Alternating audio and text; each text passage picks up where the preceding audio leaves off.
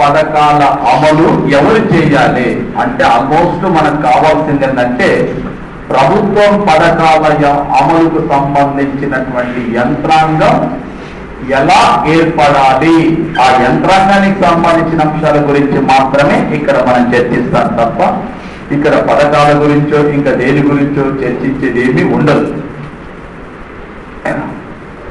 ఒకటి. రెండో విషయం ఏంటంటే ఇప్పటి వరకు కూడా మనకు సిలబస్ చేంజ్ అయిన తర్వాత వచ్చినటువంటి 3 క్వశ్చన్ పేపర్లు చూసినా గతంలో మనకు ఈ స్థానిక స్వపరిపాలన సంస్థలపై ప్రశ్నలు అడిగేటప్పుడు కూడా మ్యాక్సిమం మనల్ని అడిగినటువంటి ప్రశ్నలు ఏంటివి అని అంటే ఈ యంత్రాంగం యొక్క ఏర్పాటు, పని విధానం, వీటిలో వచ్చినటువంటి మార్పులు, చేసినటువంటి మార్పులు, ఏర్పాటు చేసిన కమిటీలు, వాటి ప్రాధాన్యతలు, వాళ్ళు చేసిన సూచనల గురించి మాత్రమే ప్రశ్నలు ఉంటాయి. ఓకేనా? సో అందువల్ల వాటి గురించే మనం అధ్యయనం చేయాల్సి ఉంటుంది. ఇందులో సమాజ వికాస ప్రయోగంలో ఫస్ట్ ఎక్కడ స్టార్ట్ అవుతుంది అంటే మన దేశానికి స్వాతంత్రం వచ్చిన తర్వాత, రాజ్యాంగాన్ని రచించిన తర్వాత, రాజ్యాంగం అమల్లోకి వచ్చిన తర్వాత ప్రభుత్వాలు కొన్ని ప్రయోగాలు చేసినాయి. ఆ ప్రయోగాల్లో మొట్టమొదటి అంశం ఏంటంటే సమాజ వికాస ప్రయోగంలో వచ్చినటువంటిది 1952లో ఏర్పాటు చేసినటువంటి సిడిపి అనగా కమ్యూనిటీ డెవలప్మెంట్ ప్రోగ్రామ్.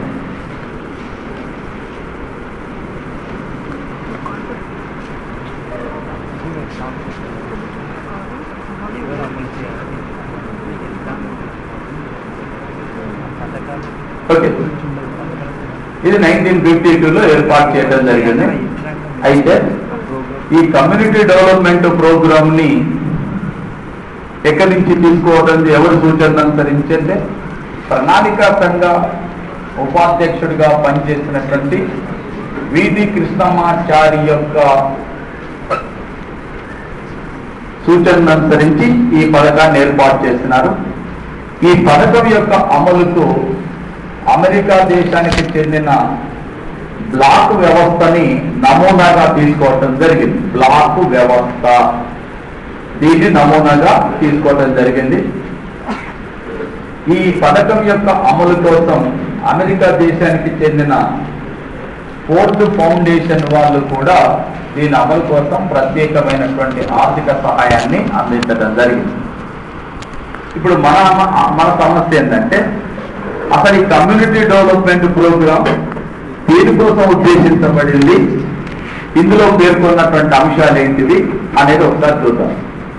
యాక్చువల్గా ఇందులో ఏం రాయబడినవి అంటే వ్యవసాయానికి సంబంధించినటువంటి అభివృద్ధి, నీటి వినియోగానికి సంబంధించినటువంటి అభివృద్ధి, అదేవిధంగా చిన్న తరహా కుటీర పరిశ్రమలకు సంబంధించినటువంటి అంశము, ప్రాథమికమైనటువంటి ఆరోగ్యం, అదేవిధంగా ప్రాథమిక విద్య,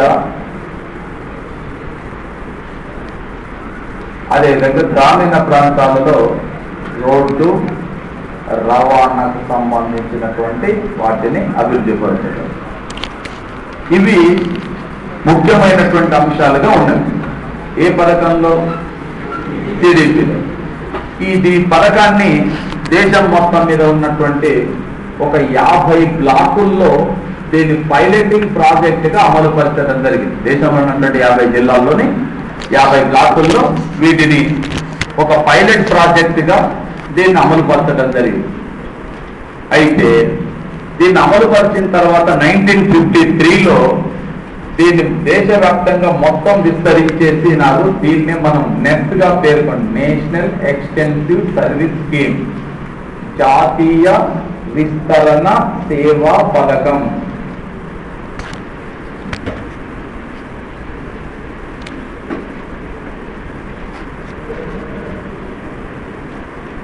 జాతీయ విస్తరణ సేవా పథకం. సో ఈ అంశాలు కీలకం. వీటిని అభివృద్ధి పరచడం కోసం ప్రభుత్వాలు పనిచేయాలి. పనిచేసేటప్పుడు మనం దేనిని అభివృద్ధికి యూనిట్గా తీసుకోవాలి. ఇప్పుడు దేశం మొత్తం ఒక యూనిట్ అనుకుంటే, రాష్ట్రం ఒక యూనిట్ అనుకుంటే, జిల్లా ఒక యూనిట్ అనుకుంటే, ఇప్పుడు మన దగ్గర మనం మండలాన్ని ఏర్పాటు చేసింది. ఆ రోజుల్లో దీన్ని బ్లాక్ అనేటటువంటి వారు, మన దగ్గర బ్లాక్ డెవలప్మెంట్ ఆఫీసర్, ఇప్పుడున్న ఎండిఓ మాదిరి కానీ ఇంతకుముందు బ్లాక్ డెవలప్మెంట్ BDO ఉండేటటువంటి వారు. ఈ బ్లాక్ వ్యవస్థ ఏ దేశంలో ఉండేది అని అంటే అమెరికా దేశంలో ఉండేది. ఆ బ్లాక్ వ్యవస్థనే ఒక నమూనాగా తీసుకొని, అభివృద్ధికి నమూనాగా తీసుకొని మన దేశం లోపల బ్లాక్ వ్యవస్థని ఏర్పాటు చేసినారు. ప్రతి బ్లాక్ కూడా ప్రభుత్వం అనేటటువంటిది ఇక్కడ చెప్పినటువంటి అంశాల అభివృద్ధి కోసం, ఆ పథకం యొక్క అభివృద్ధి కోసం నిధులని మంజూరు చేసి ఒక యంత్రాంగాన్ని ఏర్పాటు చేసినారు నెట్ ద్వారా. ఏమిటా యంత్రాంగం అంటే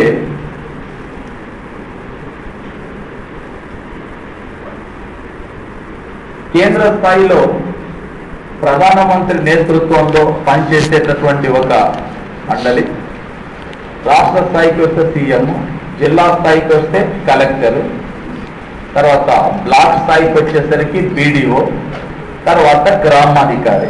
ఎందుకు ఇలాంటి హైరార్కీ సిస్టాన్ని ఏర్పాటు చేసినారంటే ప్రభుత్వం ఏదైనా అధికారపరమైనటువంటి నిర్ణయం తీసుకున్నప్పుడు ఈ నిర్ణయం గ్రామ స్థాయిలో కూడా అమలు జరపాలంటే దీన్ని ఎప్పటికప్పుడు పర్యవేక్షణ చేసేటటువంటి యంత్రాంగాలు ఉన్నప్పుడు మాత్రమే సాధ్యమవుతుందని చెప్పి నెట్ ద్వారా ఈ హైరార్కీ సిస్టాన్ని ఒక దానిని ఏర్పాటు చేయడం జరిగింది.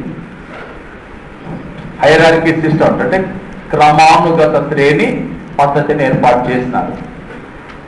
ఇందులో అంటే మనకు అవసరమైన విషయం ఏంటంటే అసలు ఈ పథకం రావడానికి ప్రధాన కారకుడు VT కృష్ణమాచారి అని చెప్పినాం. ఎవరి VT కృష్ణమాచారి అంటే ప్రణాళిక సంఘ ఉపాధ్యక్షుడు.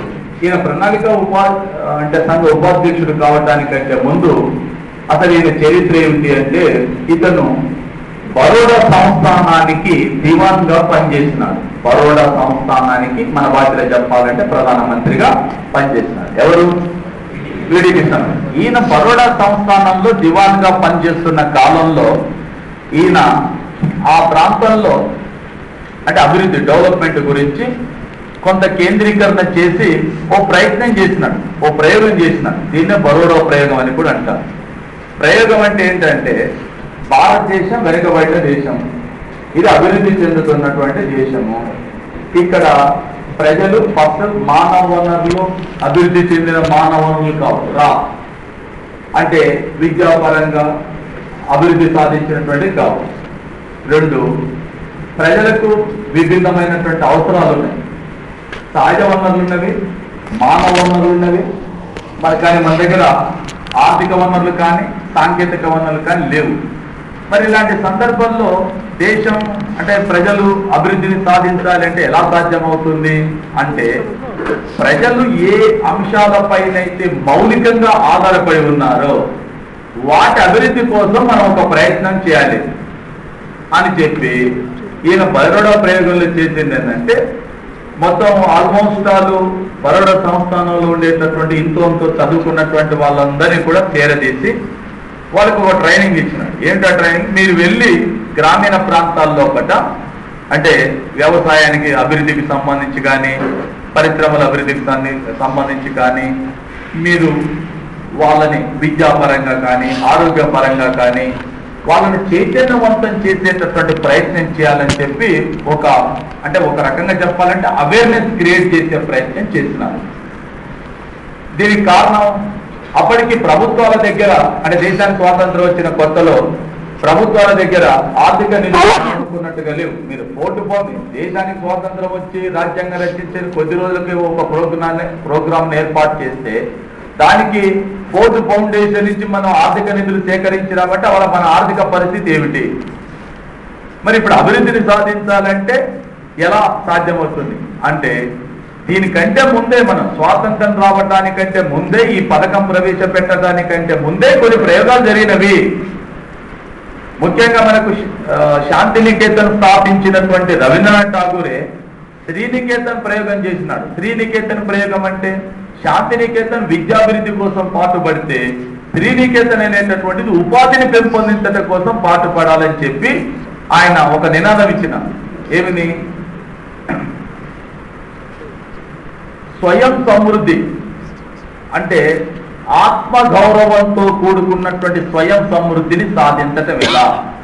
ఆత్మగౌరవంతో కూడుకున్న స్వయం సమృద్ధి అంటే నువ్వు ప్రభుత్వాలు ఏమి ఇచ్చినాడు, డబ్బులు ఇచ్చినారా, సబ్సిడీ ఇచ్చినారా, పథకాలు ప్రవేశపెట్టినారా, వీటి గురించి మీరు కాసేపు పక్కకు పెట్టండి. మరి పక్కకు పెట్టి ఏం చేయాలి అంటే మనకు ప్రధానంగా ప్రజలు ఏ వృద్ధులపైనైతే ఆధారపడి ఉన్నారో వాటి డెవలప్మెంట్ కోసం మనం ప్రయత్నం చేయాలి అని చెప్పి ఈయన శ్రీనికేతన్ ప్రయోగంలో కొంతమందిని అంటే ఆహుతులు అంటే ఇష్టమైనటువంటి వాళ్ళు, ఇంట్రెస్ట్ ఉన్నటువంటి వాళ్ళందరినీ కూడా ఒక దగ్గరికి చేర్చి దాంట్లో మెలుగులు ఎలా ప్రజల్లో విద్యను వ్యాప్తి చేయాలి. విద్యను వ్యాప్తి చేయాలంటే ఇంతో చదువుకున్నటువంటి వాడు ప్రయత్నించాలి. వ్యవసాయంలో ఒకటి నిమగ్నమైనటువంటి వాడు దాంట్లో మెలుగులు నేర్చుకోవటం ఎలా? చిన్నతర కుటీర పరిశ్రమల్లో పనిచేసేటటువంటి వాడు దాంట్లో మెలుగులు నేర్చుకోవడం ఎలా? ఇలాంటి ట్రైనింగ్ ఇచ్చేటటువంటి ప్రయత్నం చేసినారు. మీకు ఇదంతా కూడా ఒక థియరిటికల్ ఫ్రేమ్వర్క్. వాస్తవంగా ఏంటంటే ఎప్పుడైనా కూడా ఒక దేశం అభివృద్ధి చెందాలంటే 4 వనరులు అవసరం. 4 వనరులు ఏంటివి? సహజ వనరులు, మానవ వనరులు, సాంకేతిక వనరులు, ఆర్థిక వనరులు. ఈ 4 ఉంటేనే దేశం అభివృద్ధి సాధిస్తుంది. ఈ 4 ఏది లేకపోయినప్పుడు అభివృద్ధిని సాధించలేదు. మరి 4 వనరుల విషయానికి వచ్చినప్పుడు భారతదేశం స్వాతంత్రం వచ్చిన రోజున మనకున్న వనరులు ఏంటివి? లేనివండి. మన దగ్గర సహజ వనరులు ఉన్నవి, మానవ వనరులు లేనివి, ఆర్థిక వనరులు, సాంకేతిక. ఈ విషయంలో భారతదేశానికి చైనాకున్న తేడా ఏమిటి అంటే భారతదేశం అనేది ఈ దేశం తొందరగా అభివృద్ధిని సాధించాలంటే మనం పెద్ద పెద్ద భారీ పరిశ్రమలను స్థాపించాలి, ఇనుముప్పు కర్మాగారం స్థాపించాలి. ఒక దేశం తొందరగా పారిశ్రామికంగా అభివృద్ధి సాధిస్తేనే దేశం అభివృద్ధి సాధిస్తుంది. పారిశ్రామికంగా అభివృద్ధి సాధించాలంటే భారీ ఇనుముప్పు కర్మాగారాలు ఏకైక పరిష్కార మార్గం అని చెప్పి దేశం మొత్తం పెట్టుబడులు అన్ని అంశాలు కూడా దాని మీద కేంద్రీకరించింది. చైనా అలా చేయలేదు. చైనా రివర్స్ లో వచ్చింది. చైనా రివర్స్ లో అవటం ఎలా అంటే మన దగ్గర ఆర్థిక వనరులు లేవు, మన దగ్గర సాంకేతిక వనరులు లేవు. మన దగ్గర ఉన్నాయి ఏంటివి అంటే మానవ వనరులు, సహజ వనరులు. మనకున్న లిమిటెడ్ సాంకేతిక పరిజ్ఞానంతో వీటిని ఎలా సద్వినియోగం చేసుకోవాలి అంటే వాళ్ళు ఫస్ట్ స్టార్టింగ్ లో చిన్న తరహా కుటీర పరిశ్రమలతో స్టార్ట్ చేసి వ్యవసాయం మీద కేంద్రీకరణ చేసి ప్రజలు ప్రధానంగా ఏ వృత్తులపైనైతే ఆధారపడి ఉన్నారో వాటి డెవలప్మెంట్ కోసం కృషి చేయడం జరిగింది. అందుకోసం మీరు ఇవాళ చూడండి చైనాకు ఈ చిన్నపిల్లలు ఆడుకునేటటువంటి ఆట వస్తువులను తయారు చేసేటటువంటి చిన్న తరహా కుటీర పరిశ్రమ మాదిరిగా పనిచేసేటటువంటి వాటిలో చైనాకు ప్రతి సంవత్సరం కూడా $40 మిలియన్ కేవలం విదేశీ మారక ద్రవ్యం, నేను చెప్పింది $40 మిలియన్ కేవలం చిన్నపిల్లలు ఆడుకునేటటువంటి ఆట వస్తువుల తయారీ పైన వస్తుందంటే మీరు చైనా. మరి అక్కడ మీరు చూస్తారు కదండి రూపాయికి పెన్ను ఇటువంటి వారిని అన్నిటిని.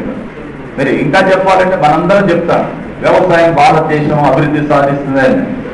సాధించలేదని కాదు. మన 1962లో చైనాతో యుద్ధం, 65లో పాకిస్తాన్తో యుద్ధం వచ్చిన తర్వాత మన పరిస్థితి ఏంటిది? ఆహార ధాన్యాన్ని దిగుమతి చేసుకున్నాం. వాళ్ళ జనాభా ఎంత? దేశ జనాభా ఎంత? 34-35 కోట్లు లోపే ఉంటాయి. మరి వాళ్ళ జనాభా 120 కోట్లు. మరి వాళ్ళు మన ఆహార ధాన్యాలు దిగుమతి చేస్తున్నామా, ఎగుమతి చేస్తున్నామా అంటే ఎగుమతి. అంటే భారతదేశం భూభాగం ఏమన్నా విస్తరించి సాగరిస్తున్నామా? ఏం లేదు కదా. మరి ఎలా సాధ్యమైంది? వ్యవస్థ దాంట్లో అభివృద్ధిని సాధించే మెరుగు. చైనా మనకంటే ఇంకెక్కువ అభివృద్ధిని సాధించింది. ఆ మధ్యకాలంలో చైనా వాళ్ళు చెప్పారు మీరు కనుక అనుమతిస్తే మీ దేశంలో ఒకటి ఏ రైస్ అయితే 25 రూపాయలు 30 రూపాయలు అమ్ముతున్నారు, మేము 10 రూపీస్కి కేజీ ఇస్తామని చెప్పినారు. అలాంటి ఒకవేళ చైనా కనుక అన్ని వస్తువులు దిగుమతి చేసుకున్నట్టు రైతు దిగుమతి చేసుకుంటే భారతదేశంలో ఈ వ్యవసాయం ఈ మాత్రం కూడా బతకదు, జీవించదు. మరి ఎలా సాధ్యమవుతుంది అంటే మనకు వ్యవసాయం గురించి నాకు బాగా తెలుసు అదంటే తెలుసు అని కాదు, వినియోగించడం. ఇప్పుడు మనం సాధించినప్పటికీ మన కళ్ళ ముందు మనకే కనిపిస్తుంది కదా. 30 కోట్ల మందికి తిండి పెట్టలేని వాళ్ళం ఇలా 120 కోట్ల మందికి కావలసిన ఆహార ధాన్యాలు సమకూర్చుకొని విదేశాలకు ఎగుమతి చేసే స్థాయికి ఎదిగినామంటే మనం ఏం సాధించినట్టు? అభివృద్ధి సాధించినట్టు. కానీ ఇంకా అనుకున్నంతటువంటి అభివృద్ధిని ఎందుకు సాధించలేకపోతున్నాం? ఏ వనరులు సద్వినియోగం చేసుకోలేకపోతున్నాం? దీనికి ఎదురవుతున్న సమస్యలు ఏంటి? ఇవన్నీ కూడా అది వేరు. సో చైనా ఏం చేసింది అని అంటే ఇటువైపు నుంచి అంటే ఫస్ట్ ప్రజలకు పని కల్పించాలి. పని కల్పిస్తే వానికి ఎంతో కొంత ఆదాయం వస్తుంది. ఈ ఆదాయాన్ని ఖర్చు పెడతాడు ఒకటి, రెండు ఆదాయాన్ని పొదుపు చేస్తాడు. ఖర్చు పెట్టినా ఆర్థిక వ్యవస్థకు ఉపయోగపడుతుంది, పొదుపు చేసినా పెట్టుబడికి ఉపయోగపడుతుంది.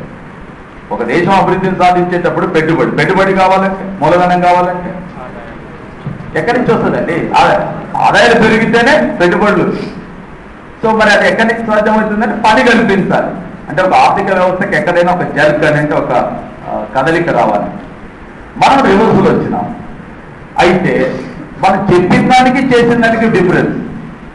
నువ్వు టీడీపీని ప్రవేశపెట్టినావు, ఇక్కడ రాసిన అన్ని అంశాలు చూడండి.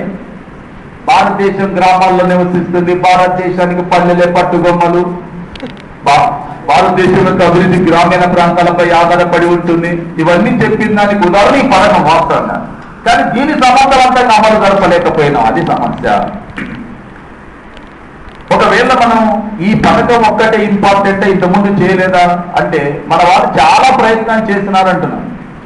ఉదాహరణకి దేశ విభజన జరుగుతున్నది. ఆ టైంలో పాకిస్తాన్ నుంచి చాలా మంది గాంధీ శిష్యులు పారిపోయి వస్తారు. ఈ పారిపోయి వచ్చిన వాళ్ళందరికీ కూడా ఈ పునరావాస కేంద్రాన్ని, రీహాబిలిటేషన్ సెంటర్స్ ఏర్పాటు చేస్తున్నారు. చాలా చోట్ల ఏర్పాటు చేస్తున్నారు. ఈ హర్యానాలో ఉన్నటువంటి, ఇప్పుడు హర్యానా అప్పుడు పంజాబ్లో ఉన్నటువంటి కర్నూలు సమీపంలో ఉన్నటువంటి నిలోకేరి అనేటటువంటి ప్రాంతంలో ఒక పెద్ద పునరావాస కేంద్రం ఉంటుంది. రీహాబిలిటేషన్ సెంటర్ ఏర్పాటు చేస్తారు. ప్రజలందరూ ఎక్కడికి వస్తారు, తలదాచుకుంటుంటారు. ఒకసారి గాంధీ ఆ ప్రాంతాన్ని సందర్శిస్తారు.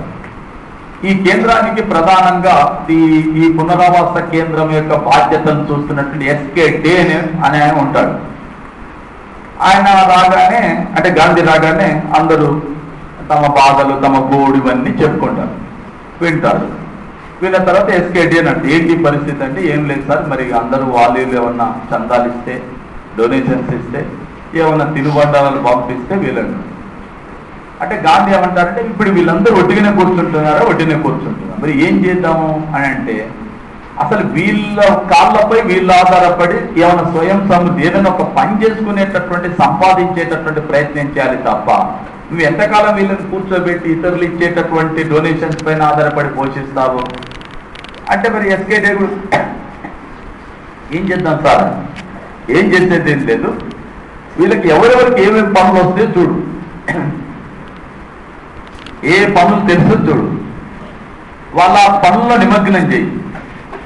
అంటే మరి పెట్టుబడి కావాలి, ఏమని కావాలంటే ఇప్పుడు వచ్చే డబ్బులు మేము తీసుకొచ్చి మామూలుగా కొనుక్కొచ్చి వాళ్ళకి తిను, అది కాదు. ఫస్ట్ వాళ్ళు చేసే పనులు ఏవైతుంటే వాటి గురించి వాళ్ళ వాళ్ళ వాళ్ళ పనులకు వాళ్ళు అప్పచెప్పేసి, అంటే ఏం చేయాలి అంటే ఫస్ట్ చేసిన పని ఏంటంటే వ్యవసాయ పనిముట్లు ఏవైతుంటే వాటిని తయారు చేయడం కోసం ఆ పని వచ్చిన వాళ్ళందరికీ ఒక బాధ్యత. కోళ్ల పెంపకము, తర్వాత పాడి పరిశ్రమ, వీటికి సంబంధించిన బాధ్యతలు కొందరికి అప్పచెప్పినారు. కుట్లు, అల్లికలు ఇలాంటివన్నీ ఎవరి బాధ్యతలు వాళ్ళకి అప్పచెప్పేసినారు. చెప్పేయటం మూలంగా అందరికి తెలిసి వాళ్ళ కర్ణాలు దేనికి ప్రసిద్ధి అనేది. ఫస్ట్ అసలు పాడి పరిశ్రమకు సంబంధించినటువంటి అంశం నీలగిరి ప్రాంతంలో ఎస్కే డే నేతృత్వంలో ఏర్పాటైన పునరావాస కేంద్రం ప్రాంతం అక్కడ కేంద్రీకరించడం మూలంగానే సాధ్యం. ఇలాంటి ప్రయోగాలు దేశంలో అనేకం జరిగినవి. వాటన్నిటి దృష్టిలో పెట్టుకుని టీడీపీకి మన వాళ్ళు అంటే బేస్ వేయటం జరిగింది. సరే, టీడీపీని అమలుపరిచినారు, తర్వాత నెస్ని అమలుపరిచినారు. 1957లో ఎన్డీసీలో ఒక చర్చ జరిగింది. 1957 ఇయర్ గుర్తుంచుకోండి. 1957లో ఎన్డీసీ సమావేశంలో ఒక చర్చ జరిగింది. ఏమంటే ఇప్పుడు మనం టీడీపీని అమలుపరిచినాం, నెస్ని అమలుపరిచినాం, మొదటి పంచవర్ష ప్రణాళికను కూడా అమలుపరిచినాం. వీటన్నిటి యొక్క లక్ష్యాలు ప్రజలకు చేరలేదా? ఇది మన వాళ్ళకు వచ్చిన డౌట్. ప్రభుత్వాలు ప్రవేశపెట్టిన పథకాల యొక్క లక్ష్యాలు ప్రజలకు చేరినాయా, చేరలేదా? ఇది మన వాళ్ళకు వచ్చిన డౌట్ అన్నా. నేను 3 అంశాలు చెప్తున్నాను. ఒకటి, మొదటి పంచవర్ష ప్రణాళిక అయిపోయింది, అప్పటికి టీడీపీని అమలుపరిచినాం, నెస్ను అమలు పరిచినాం. ఈలోగా ప్రభుత్వాలు ప్రవేశపెట్టిన సంక్షేమ పథకాలు కూడా అమలు పరిచినాం. వీటన్నింటి యొక్క ఫలితాలు ప్రజలకు చేరినాయా చేరలేదా డౌట్ వస్తే అప్పుడు ప్రణాళిక సంఘం బలవంతరాయ్ నేతృత్వం లోపల ఒక ప్రత్యేకమైనటువంటి కమిటీని ఏర్పాటు చేసింది. చాలా మంది ఏమనుకుంటారంటే బలవంతరాయ్ మెహతా కమిటీ అంటే పంచాయతీరాజ్ సంస్థల ఏర్పాటు కోసం ఏర్పాటు చేసింది అనుకుంటారు. రాంగ్ అండి. పంచాయతీరాజ్ సంస్థల ఏర్పాటు గురించి బలవంతరాయ్ మెహతా కమిటీని ఏర్పాటు చేయలేదు. కానీ బలవంతరాయ్ మెహతా కమిటీ సూచనను అనుసరించే పంచాయతీరాజ్ సంస్థలు ఏర్పడింది. నేను చెప్పింది అర్థం కావాలి. ఏర్పాటు చేసింది దేనికోసం? ప్రభుత్వం యొక్క పథకాల యొక్క అమలు తీరును అధ్యయనం చేయడం కోసం కమిటీని ఏర్పాటు చేసినారు. ఏర్పాటు చేసి బలవంతరాయ్ మెహతా కమిటీ దేశవ్యాప్తంగా కూడా అన్ని ప్రాంతాలను పర్యటన చేసి 7,000 కిలోమీటర్లు ప్రయాణం చేసి ఆల్మోస్ట్ ఒక 1,500 పేజీల నోట్స్ తోని ఈ హైదరాబాద్ లోనే 1957లో ఒక ప్రకటన చేసినారు. ఆ ప్రకటన చేసేటప్పుడు వీరు చెప్పింది ఏమిటంటే భారతదేశంలో ప్రభుత్వాలు ప్రవేశపెట్టినటువంటి పథకాలన్నీ కూడా కాగితాలకే పరిమితమైనవి. వీటి అభివృద్ధి ఫలాలనేటటువంటి ప్రజలకు చేరలేదు.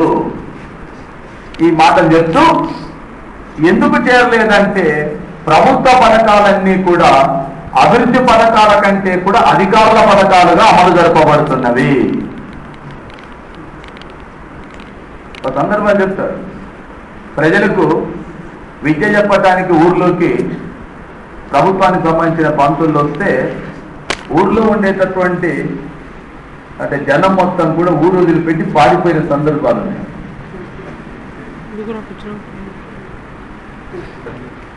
మీకు బ్రిటిష్ వాళ్ళు బ్రిటిష్ ప్రభుత్వానికి సంబంధించిన అధికారులు వస్తే వీళ్ళని తీసుకుపోయి నానా ఇబ్బందులు పెట్టి వేరు పనులు చేపించేటటువంటి పరిస్థితి ఉంది. కాబట్టి వీళ్ళు కూడా అందుకోసం వచ్చినారని పారిపోయిన సందర్భాలు ఉన్నాయి.